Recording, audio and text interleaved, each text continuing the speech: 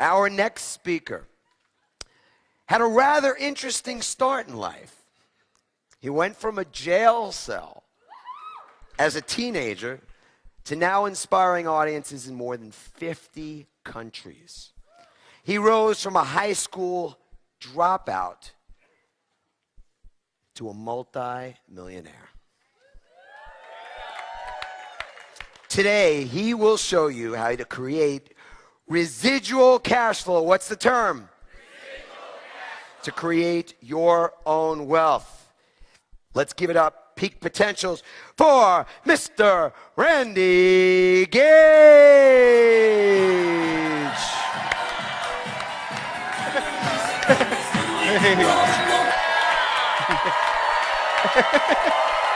Okay, thank you. Okay.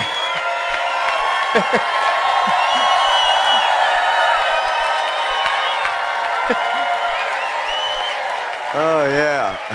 Sit down, you're cutting in my time. Safe is the new risky. Everything we were taught, everything we believed for many, many years, probably what you were programmed with since you were a child, the safe way to create a living, a lifestyle, to get a job, to work a job, to build wealth, today is probably the riskiest thing in the world. Because all the rules have changed. My mother, I grew up in Madison, Wisconsin. Badgers, yeah. Single mother who raised 3 kids by herself. She did this knocking on doors, selling Avon. And I mean, this is back in the day when you literally were knocking on doors. It's not like today where it might be a gal works at an office and she takes a catalog and shares with her friends at work. No, my mother knocked on doors to raise 3 kids by herself. And you know what she told me and my brother and my sister? Go to school, get an education, and get a job for a big company, and you'll be set for life. Yeah, whoops. That's it. Whoops. And of course, fortunately, you could tell, you've heard from the introduction already, I'm a high school dropout, so you know I didn't follow that advice.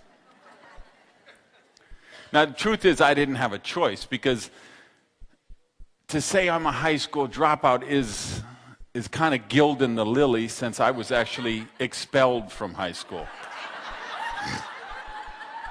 in the 9th grade. From Madison West Senior High. Did you go there? Okay, all right.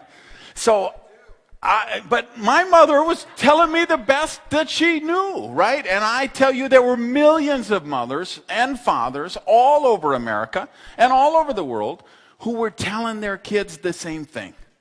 Go to school, get an education, get a job for a big company. And of course, the big companies are like General Motors. And that was the thing, man. If you got a job for GM, you were set for life. At least that's what we thought. Fast forward today, I was reading something that's way, way back in maybe 10 years ago or 12 years ago. General Motors had laid off more people than any company in the history of the world.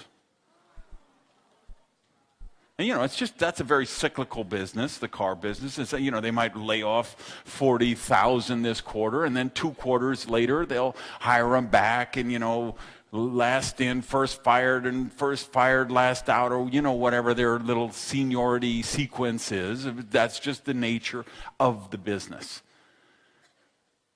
Certainly, the way we thought to get rich, the times have changed. Nowhere did this become more apparent to me than when I was in Phuket, Thailand. And I was there doing something from my bucket list, you know, the list you make of things you want to do before you die. So one of the things I wanted to do before I died was to ride an elephant. So I go to Phuket, Thailand with a bunch of my friends, and we go there to ride elephants in the rainforest at this eco preserve there. And we had a big group, and they said, well, we don't have enough elephants for all of you guys, but here's what we want you to do. We're going to split you in half. Half of you will ride the elephants right now, and the other half go over and see the monkey training show. And then we'll switch. Like, the monkey training show, you know what? So we go and see. Here's what the deal is. They train monkeys to harvest coconuts from the palm trees. So if you have a monkey in Thailand, you send them to monkey training school. It costs about $300. And then what they've done is they have set up, all these palm trees have a big cable that goes to the top of the palm tree. And the monkey climbs to there. They put one hand and one foot on the cable, and then they take the other hand and the other foot, and they spin the coconut around enough times till it drops to the ground. And after about 2 or 3 months, they trained them, and now they go and they send them out to these plantations, and they pick coconuts all day long. Pennies. The owners make what we would consider pennies, which would be a very, a decent amount of money in Thailand. Now, some of you guys flew here. Some of you flew here on American Airlines. You don't think American Airlines is looking at those monkey school and thinking, wait a minute. Could we replace those flight attendants with monkeys, you think? You don't think there's somebody in Dallas thinking that right now?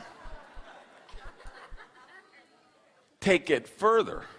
I come home, I stop in San Francisco, break up, it's a long haul, 20 hours or something. So I schedule a night in San Francisco, sightsee, break up, and then I fly because I live in Miami.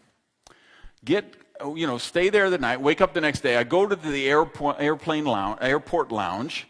There's a couple with this adorable baby puppy. Now, I love all animals, so of course I'm like, hey, can I, play with the puppy? And it's, sure, come on. He's cloned. I'm like, what? They said, yeah, we're bringing him home. We just picked him up from South Korea. He's cloned. We gave the cells or whatever they do from our dog that was dying, and we, well, I don't believe this for a second, because this is the most adorable, playful puppy like you have ever seen anywhere. Then it turns out they're on the same flight home from me, and they're also sitting in first class. And the guy takes the little carrier with the puppy, and he goes back to the back of the plane like 2 or 3 times, and he's talking with people, and he's coming back. And then I get off the plane, and there's all these camera crews, and they're waiting for these guys and their puppy. Because the puppy really is cloned. And it wasn't the first puppy that had been cloned. It was just the first puppy in the United States. And the next morning, on the front page of the Miami Herald, there's the picture of this puppy that I'd been playing with. Now, we can debate the moral and the ethical implications of cloning for decades, and we probably will be. But that doesn't change the fact it's here. It's happening. They've cloned sheep, and they've cloned camels, and they've cloned horses, and what they're doing with stem cell research with humans. Who knows where this is going to go?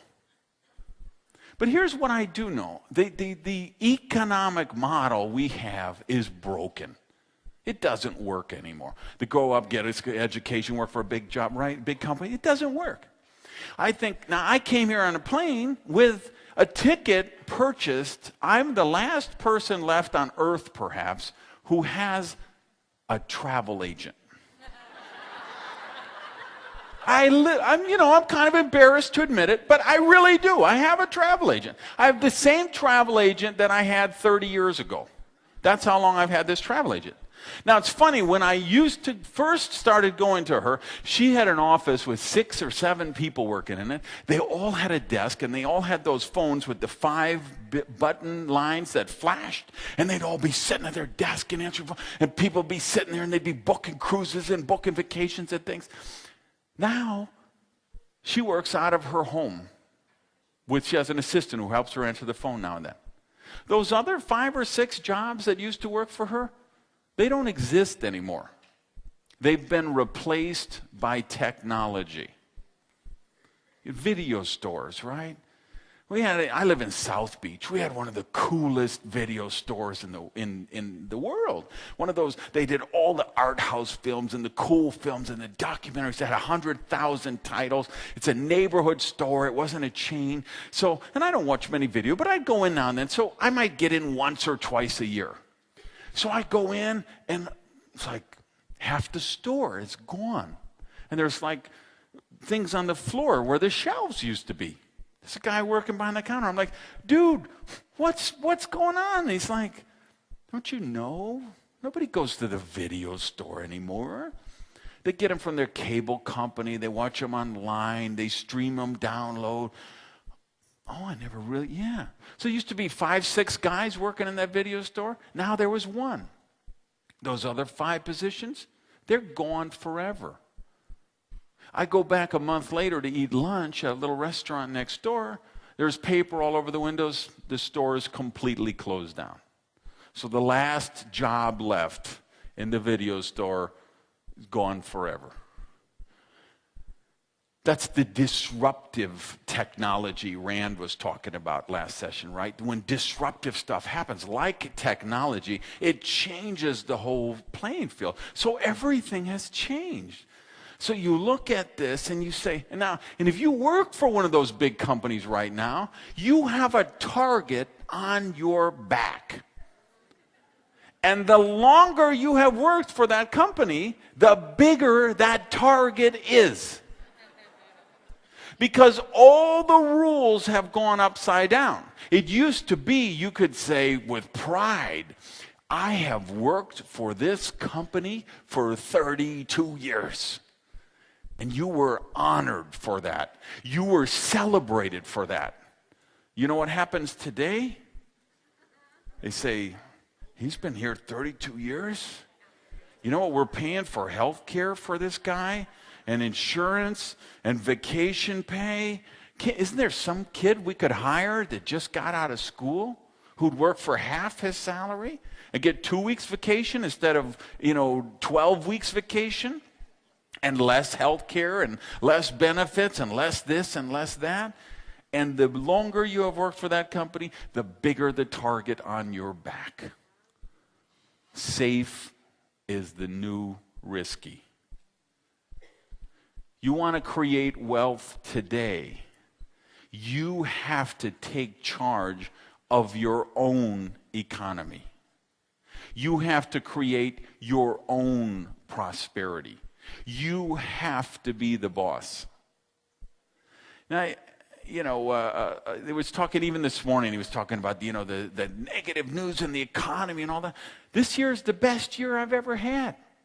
It's better than last year, which was the last best year I ever had, which was better than the year before, which up to that point was the best year I've ever had.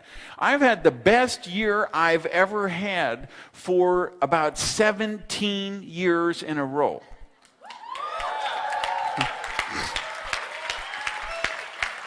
I'm on a vicious cycle of prosperity. And you know why? Because I don't outsource my prosperity to the economy, the government, the news network, the data sphere, the perception. I don't care what that economy is. I make my own economy, and you have to make your own economy. So next time someone says, what are you doing about the recession? What are you doing about the economic downturn? What are you doing? You say, I choose not to participate in it.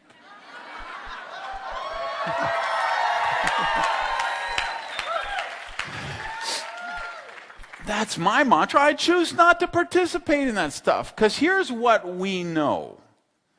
For every challenge, there is a corresponding opportunity. We know some of the greatest wealth created in the last century was created during the Great Depression. And whatever the biggest challenge you can find offers the biggest opportunity that you could find. The real estate bubble. Oh, it's collapsing all. Reading the paper a couple of months ago, there's a guy, you know what he does? He goes and he buys foreclosed homes from the banks, and he sells them back to the owner that they're foreclosing on. So the guy buys a house, right? He bought it at the peak of the market. It was valued at $250,000. What's it valued today? 110 or something like that. What does the bank sell it for? 30, 40, whatever. So this guy, and they're telling the guy, okay, yeah, you can't pay the mortgage, we're throwing you out of your house, right? But they're still in there while these proceedings are going on. So this guy goes and buys the house for $40,000, let's say, from the bank. Then he calls you up, who's being foreclosed on, and says, how'd you like to keep your house? How about if I resell it back to you for $80,000? Because the $80,000 is now a payment that you could afford and you could stay in your house. And they say, wow, that's great. We don't have to disrupt the family. We don't have to move the kids. We don't have to change school. And we can keep our house and start to build equity again and restore our credit and still live in our dream home. And this guy makes $40,000 without ever even really taking possession of the property. Is that ingenious? It's just an opportunity created by a challenge. All prosperity is a value for value equation. And prosperity is infinite. All true prosperity is infinite. Because remember, money is just a meme, a mind virus.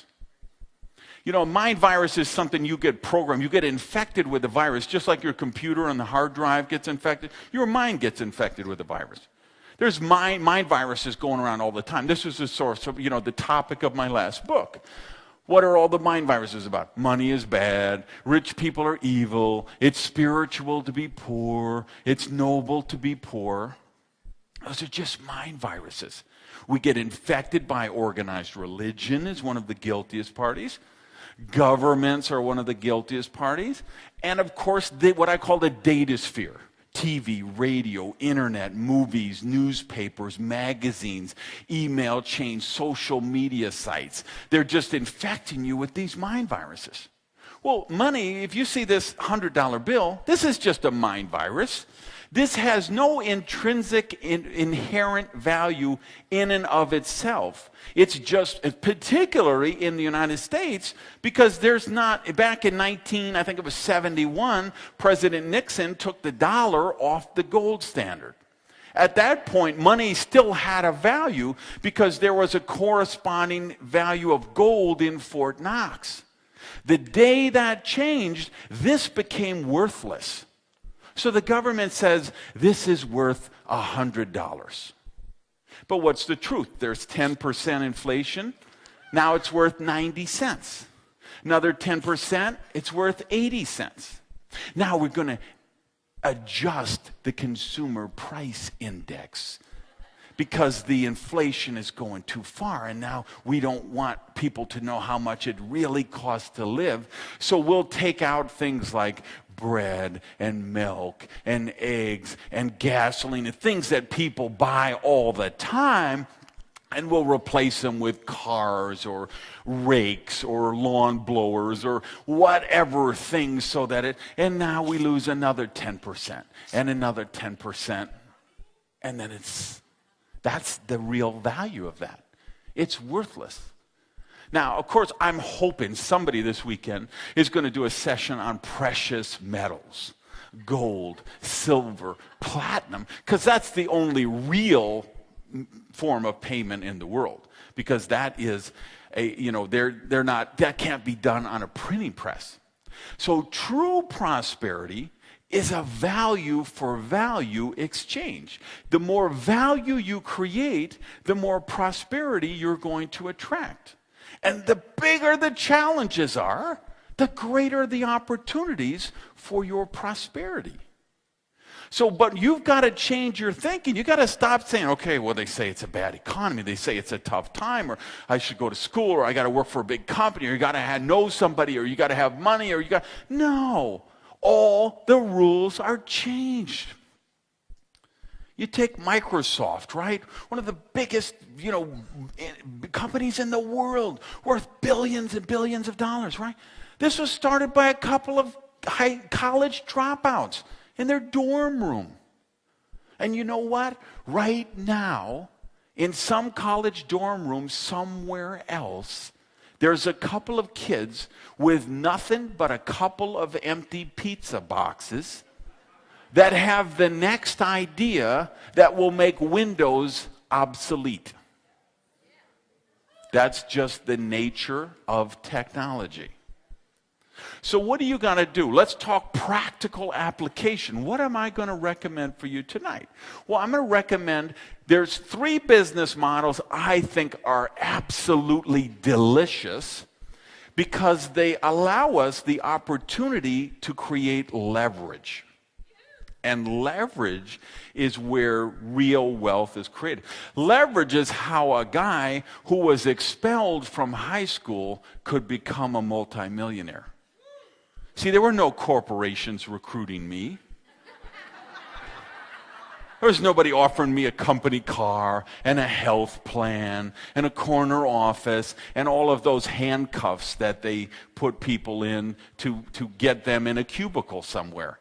I didn't have those opportunities. All I had was this fervent wish, this vision that I would be rich. Now, why did I have that vision?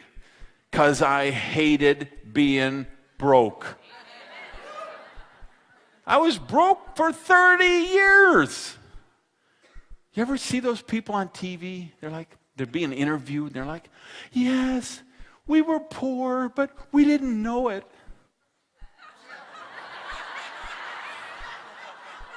Really? Because I was poor and I knew it. And I hated it. Poverty sucks. Charles Fillmore shocked the religious community around 1900 when he said poverty is a sin. Shocked, and I'm still, seminar audiences are still shocked to this day, 100 and some years later, when I will affirm that when I'm doing one of my prosperity workshops.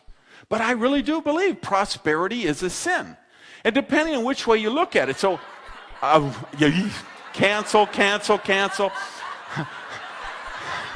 Poverty, because here's where we go with this. See, sharp audience. I knew I could count on you guys.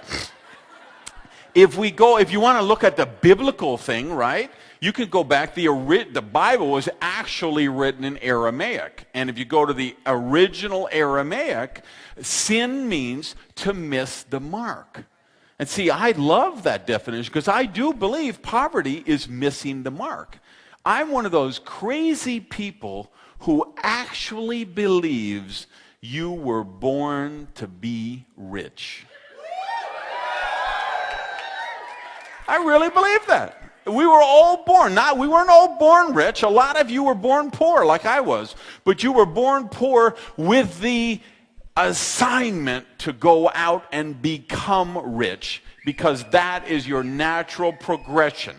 You look at those, the stages he talked about this morning, level 1, 2, 3, life equals A, B, C, D, E. That's the progression. I love that session. That was brilliant what he talked about this morning. And I just resonated with that because I think that's, as we develop our prosperity consciousness, that's how we should go. Now, some of you might have done the Course in Miracles. Course in Miracles, they define sin as a lack of love. And see, I'd be okay with that definition too. Because I would agree that it's a lack of love, because we're not accepting the love or the prosperity or the abundance that is our birthright when we live in poverty. We are meant to live lives of wealth, abundance, and prosperity. And true prosperity is infinite. Like love. Love is infinite, right? The more love you give away, the more it get back. Hugs. Hugs are infinite. Hey, give me a hug. Well, no, I've only got 8 left and the weekend's coming up. What is that? Doesn't make it right. The more hugs you give away, the more you give back. And money, this is just a mind virus. This is just some crap the government makes up to keep you enslaved. I think there's going to be a rush for this stage when I get done. So, true prosperity is value for value exchange. To create wealth with true prosperity, we want to use leverage. You know, that's why I loved Rand's session on licensing, because the licensing is a perfect example of how to use leverage. And if you look at, what does Madonna do? She uses leverage. She writes a song once and it gets downloaded 10 million times over and over and over. And then it's, the t-shirts and the concert and the albums and the posters and the whatever. What did J.K. Rowling use? Leverage. Ford, Firestone, Carnegie. Look at all the J. Paul Getty, Woolworth, Edison, all of them. How was the biggest wealth created? They all used leverage. If you read Think and Grow Rich and you look at, the 100 different people that Napoleon Hill studied with and mentored with for 20 years, the seminal work on personal growth and development, what comes out over and over and over again? Leverage. So I said there's 3 business models I like, and one I'm going to recommend tonight and I want to share with you for a few minutes. Here's the 3 business models I like. Number 1, and these are in no particular order. I like all 3 of them, and I practice all 3 of them. Number 1, information entrepreneur. This is what Harv was talking about in the video when he talked about creating that funnel. No matter what, if you know etiquette, you could be an information entrepreneur. You got ideas on how to raise a healthy, happy children, you can be an information entrepreneur. You know how to invest in real estate, you know how to invest in the stock market, you know how to repair old houses, you know how to renovate old boats, you know how to hit home runs in softball, you know how to putt in golf, you know how to play the violin, you know how to teach, how to learn to play the piano. Anything you know which you're good at, you could become an information entrepreneur if you've got information or skills that people would pay you money to learn. So I like that, and I do that. I've never considered myself a speaker. Even you've heard, I spoke in 50 different countries. I spoke to more than 2 million people, thousands and thousands of speeches. But I've never considered myself a speaker. I'm an information entrepreneur. And speeches and seminars are one of the ways that I sell my information. I also have DVDs, CDs, CD-ROMs, books, booklets, special reports, coaching programs, consulting services, digital products. People can buy my information in whatever medium works best for them. Now, I love that business, and I'll recommend it for anyone here, and I'm sure other people besides Harv will be talking about it this weekend. But let's be real, it does take some investment. That's one downside of that. The upside is great. It's a very lucrative, profitable business, particularly as most of the products are migrating from physical products to digital products. I'm up to about 70% of the stuff we sell is now done in digital form versus physical form, and that number seems to be going up 10% a year right now. So when you're selling MP3 files, I mean, your cost is nothing once you produce the original content. Just like you heard about the licensing from Rand. So business model 1 I love, information entrepreneur. Business model 2 I love, real estate. And I'm hoping somebody this weekend will be doing a session on real estate. That won't be me. That's not my expertise. I've made a good amount of money with real estate, but I'm not an expert in it. But I love it because, again, like information entrepreneur, because what do I do when I do create a CD or a DVD? I'm doing the same thing Madonna does, the same thing Prince does. And I don't sing like Prince. I don't sing like Madonna, but I can use the same business model they do. Real estate, same thing. You can buy, and I'm not crazy about this buy real estate with no money down thing. I don't think that's a good thing, and you've seen the results of that over the last few years.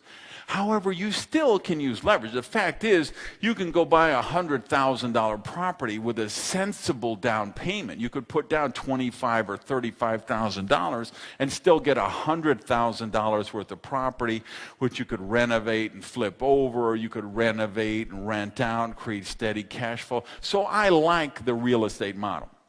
Now, the real estate model also has the issue, it does take some money, and it does take some expertise. This is where people have got into some trouble because there were a lot of people selling these real estate courses in the 80s, and it was just buy everything, no money down, and you just had people buying stuff. And, it's even Robert Allen, who was one of the original guys who wrote one of those books. I mean, he talked about, you got to feed the alligator or eventually the alligator is going to eat you. And he went through a couple of cycles where he had the alligator eating him.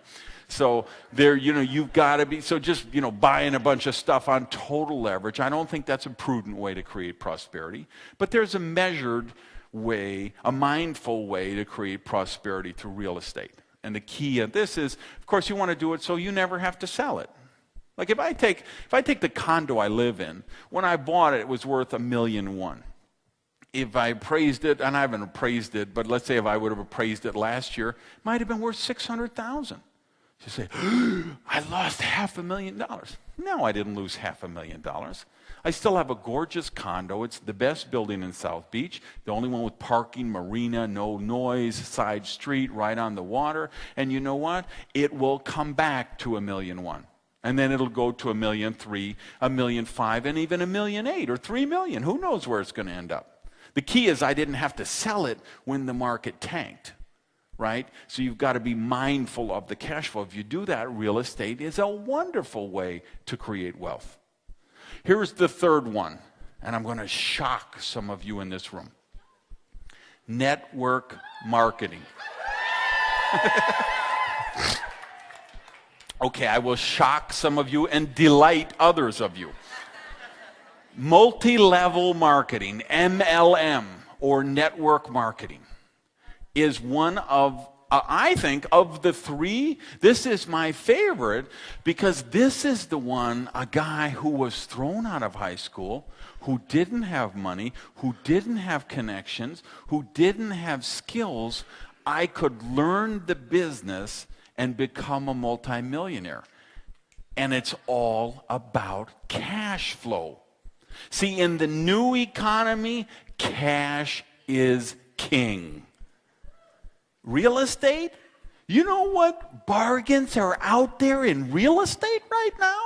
If you have a cash flow coming in, like I have coming in from network marketing, do you know the kind of property? Because I love real estate. Like I say, when I look, one of my goals is to be a billionaire. And I look at the billionaires and I say, well, this one did it with real estate, this one did it with real estate, this one did it with, a lot of them did it with real estate.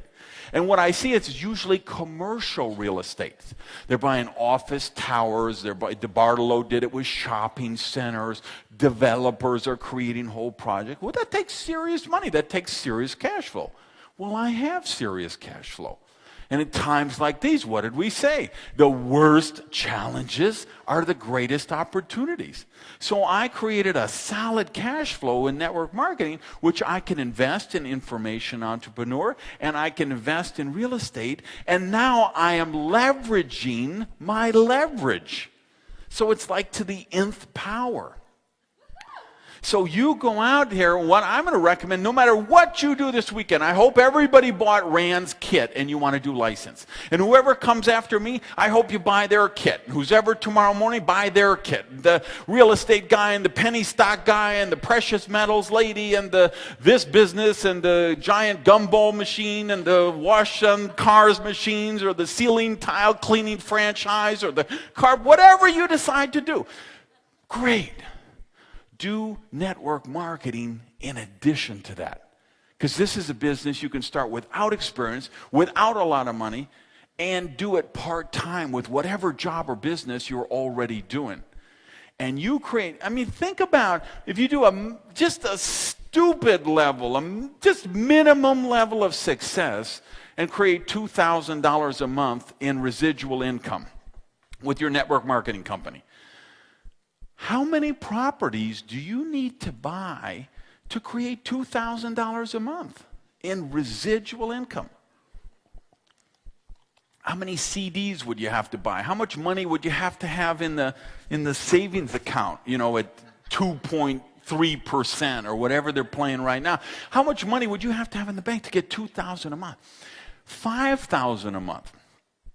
Just $5,000 a month, residual income from network marketing, which I can show you how to do in your sleep. If you're a brain-dead moron on crack, I can show you how to make $5,000 a month like that, right? And now, how many properties would you have to buy? You'd have to have $1 million worth of property with positive cash flow.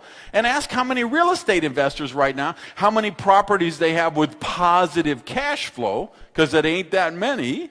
Ask how much money would they have to have in the bank? How much money would they have to invest in a different type of business to create $2,000 a month, $5,000 a month, $10,000 a month? I'm going to talk today, for you guys serious, I'm going to talk about creating $100,000 a month residual income. And you would be shocked how many people in Herbalife and Shackley and USANA and Amway and New Skin and Old Skin and In Between Skin, how many of these people, us who are making $50,000, $75,000, $100,000 a month with no overhead, no employees, no personal guarantees, no contracts, no offices. So let me tell you how it started. 32 years ago. So Thursday night, and the phone rings. It's my business partner. We're running a restaurant together, losing our shirt. So Jimmy calls me. What are you doing Saturday afternoon? I don't know, why? So I met this guy. I was at the gas station, filling up my car with the gas. Guy started talking to me. He's coming over to the house. And I want you there to protect me because I think it's Amway. I'm 20 years old. I say, Amway? What's Amway? He says, you know Amway. It's that thing, they draw the circles, you know, and they put the circles underneath the circles about making the money. I said, Jimmy, I don't know nothing about circles. I don't know nothing about Amway. But if it's about making money, we need to make money because we ain't making any. He says, come over to the house Saturday afternoon. So I go to his house Saturday afternoon. The guy shows up. His name is also Jim. He gets a yellow legal pad, just like this, a red pen, and he draws a circle. And he writes, you, in the circle. And then he drew 5 circles under the circles. And the 5 got 5 was 25. And those 5 got 5, 125. And 6, 25. And 3,000, 125. And 15,000 and 78,000. I'm like, I'm in.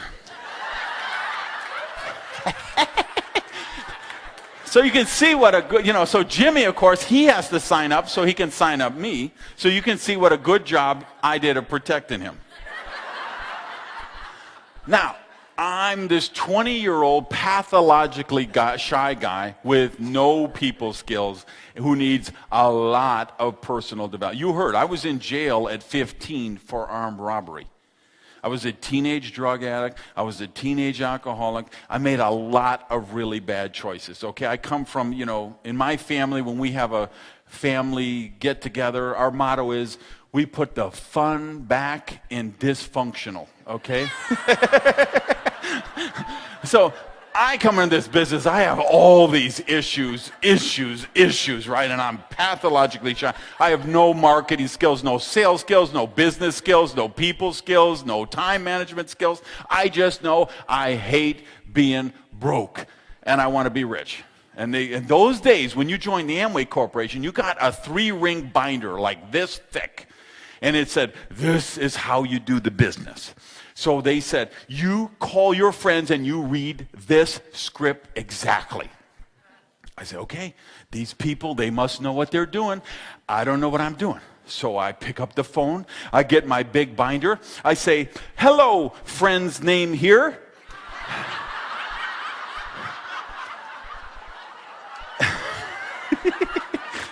This is your name here, and I have something I'm really excited about, and I'd like to share with you. What would be better, Tuesday night at 7 o'clock or Thursday night at 7:30?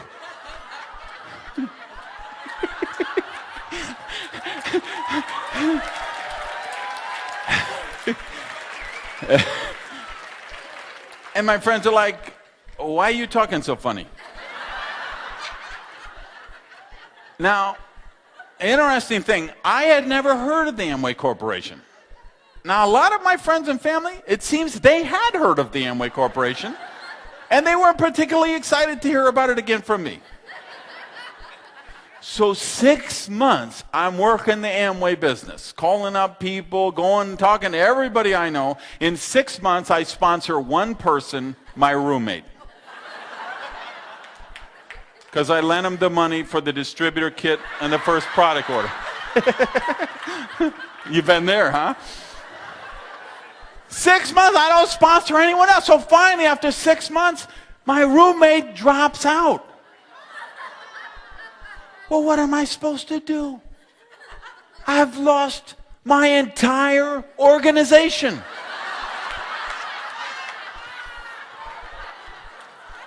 So I quit. But of course, I've already prospected everybody I know. So of course, when anybody joins anything like that, they say, call Gage, he's into those things. So a couple of months go by, I get a call and he says, I got a deal just like Amway, only better. Well, I liked Amway. So he comes, shows me the deal, I'm in. Sign up the roommate. Same deal. 3-4 months go by, roommate drops out. I drop out.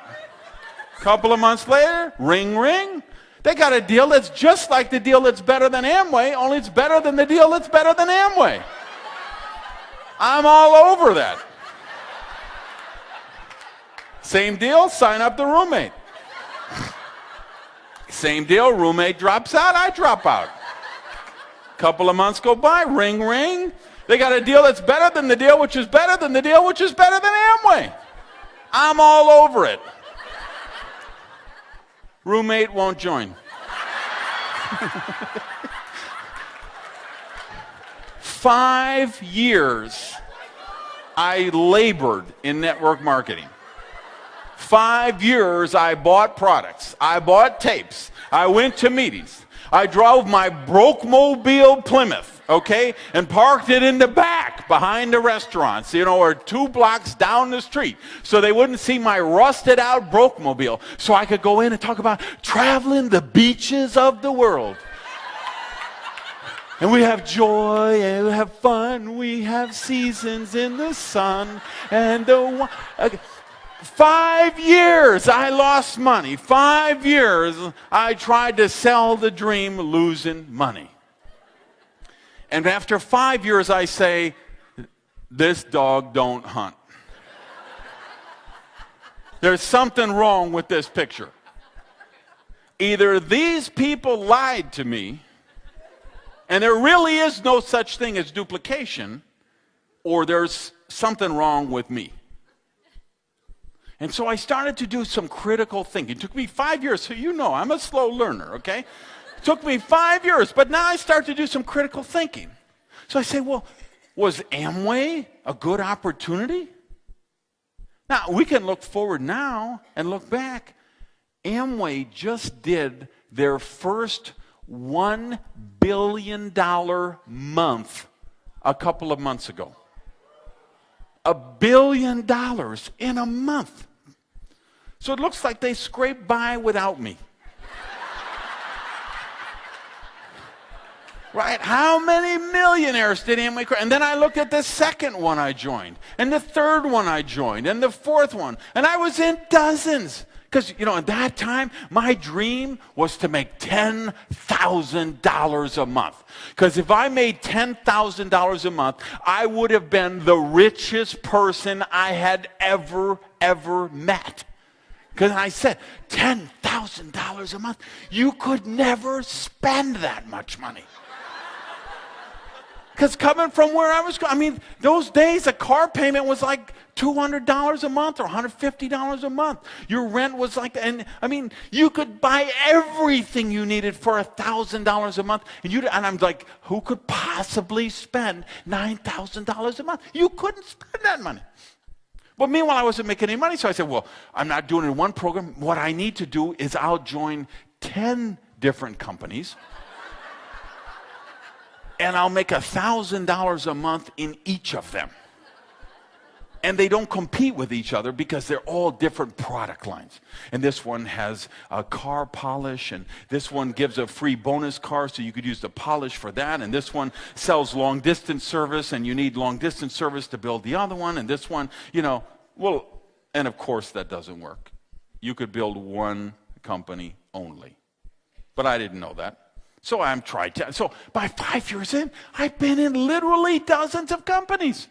And when I look back, I say, there are people who were making money in those companies. There were people who were driving free bonus cars in those companies. There were people walking across the stage with those big bonus checks in those companies. There were people creating wealth, and they had the same compensation plan, the same product line, the same marketing materials, the same everything. What was the one thing different in the equation? Me. So I said, duplication has to be real because there's people doing it. What do I have to change? So I began my study of the profession of network marketing, which I have been on for another 27 years since then.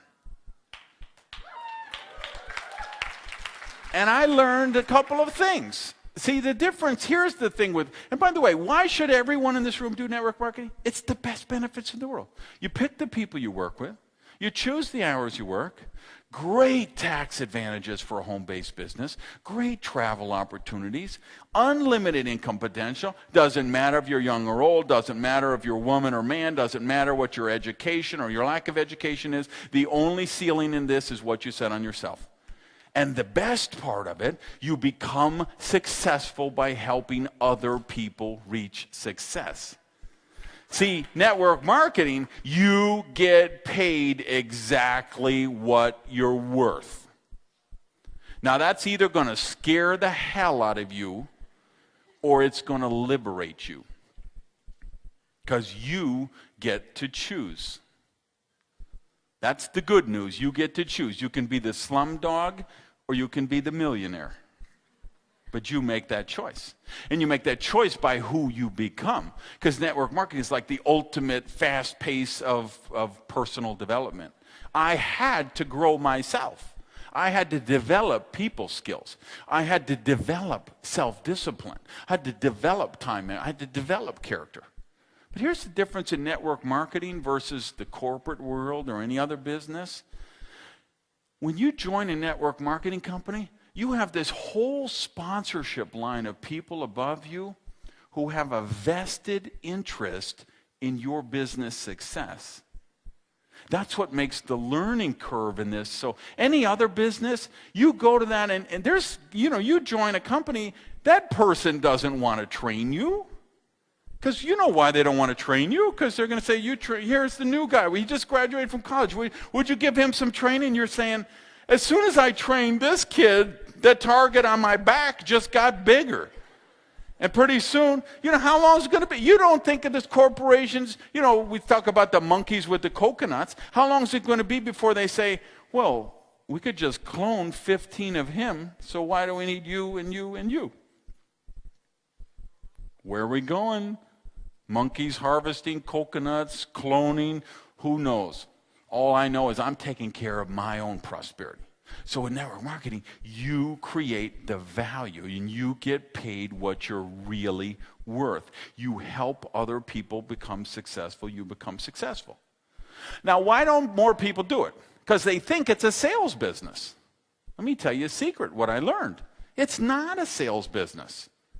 The people who sell stuff in network marketing, they don't make a lot of money.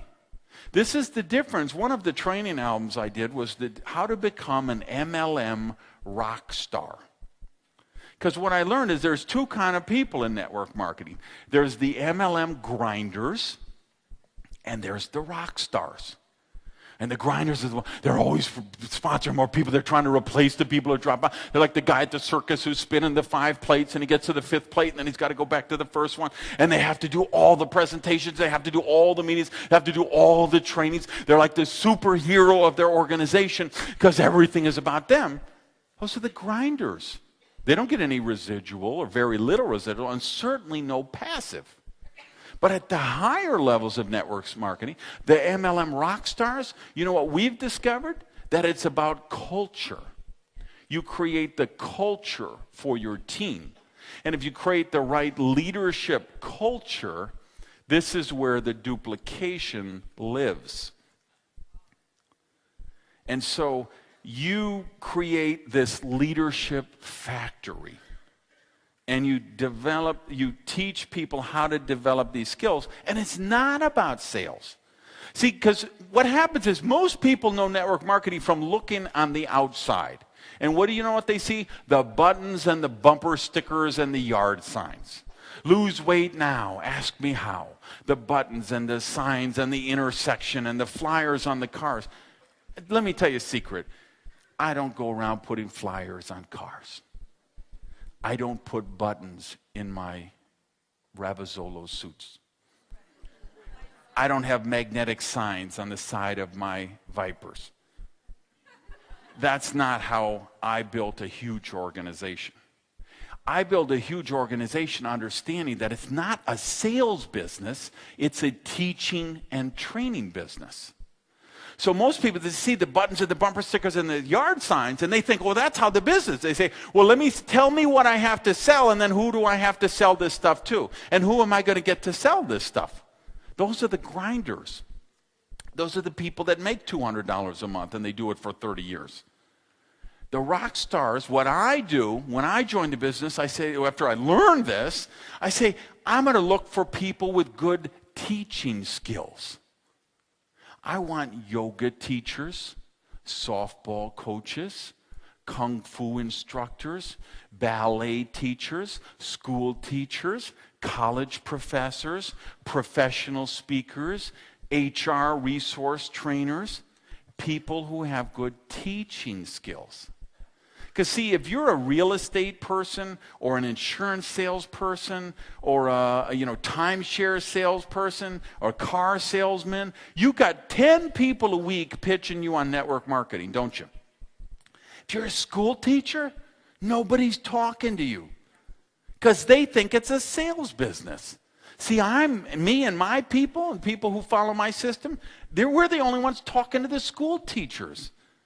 I don't want a super real estate salesperson in their $1 million round table because they're going to go out and sell distributor kits. And they'll sponsor 30 people in a month, and 29 of those people are going to drop out the next month.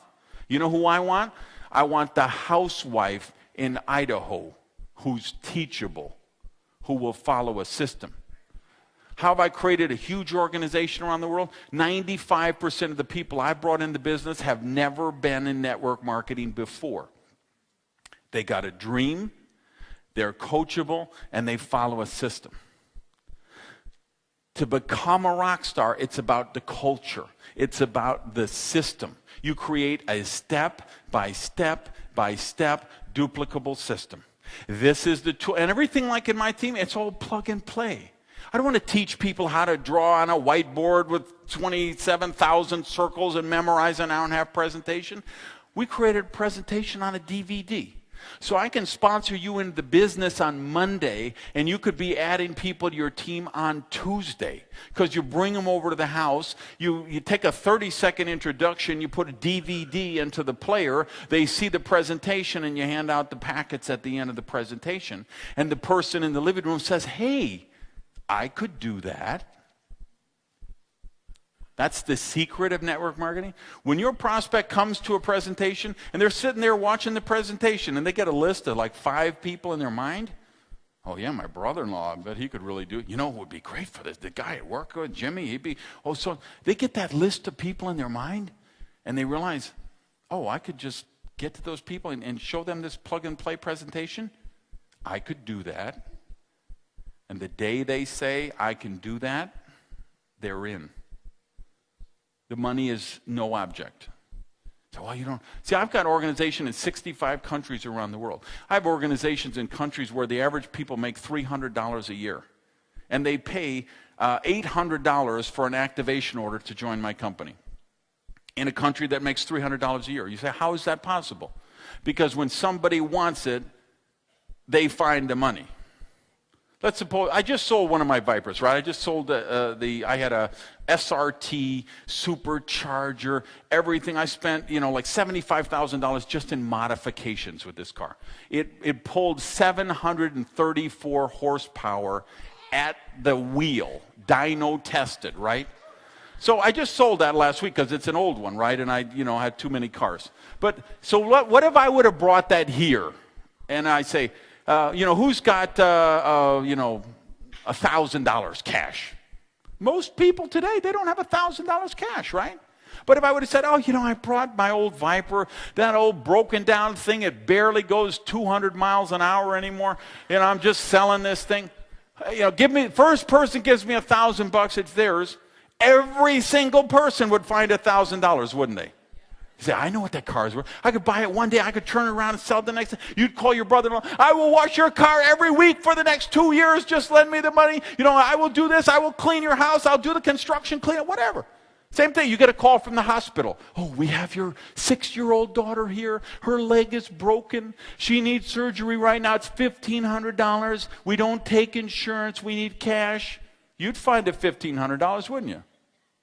You just would. When the dream is big enough, the facts don't count.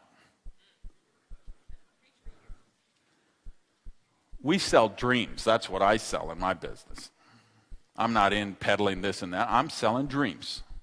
And then I'm finding people with good teaching skills, good training skills. Here's what I would tell you. At that point, 5 years into the business, I had to decide, is this duplication thing real? Or is this just a bill of goods these people are selling me?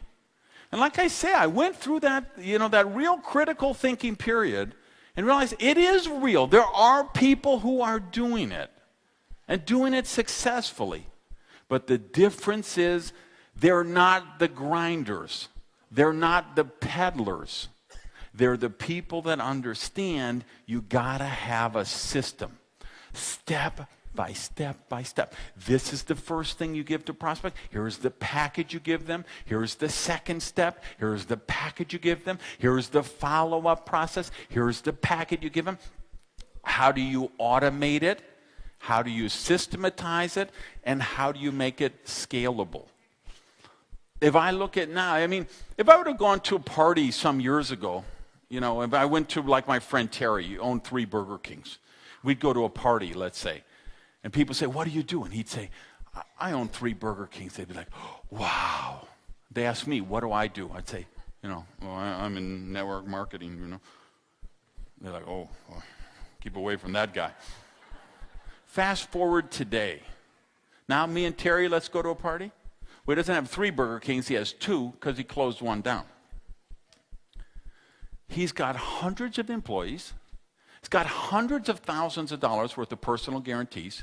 He's the one that the police call at 3 a.m. when the alarm goes off. He's the one the employees call at 6 a.m. when they're calling in sick. He's the one they call at 7 a.m. because the cook is drunk, or the cook had a fight with his wife and beat up his girlfriend. And this one and he's the one managers call and say, well, we found 2 boxes of hamburger patties out by the dumpster, which obviously someone was leaving out there because they were going to steal when their shift got over. And then we have me, who I've learned the system. I've learned the science of the business.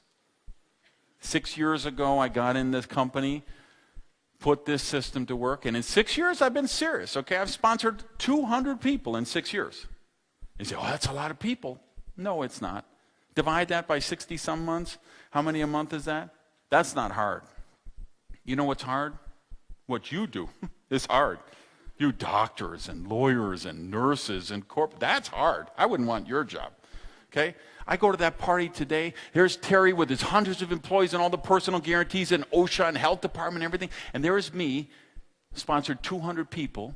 I now have 200,000 people in my team. I make over $1.5 million a year residual cash flow working from home in my underwear. Who's the king of the party now? Safe is the new risky. Forget that economic model is broken. The new model is take charge of your own prosperity and do it today. Peace. I love you guys. Thanks. Renegade!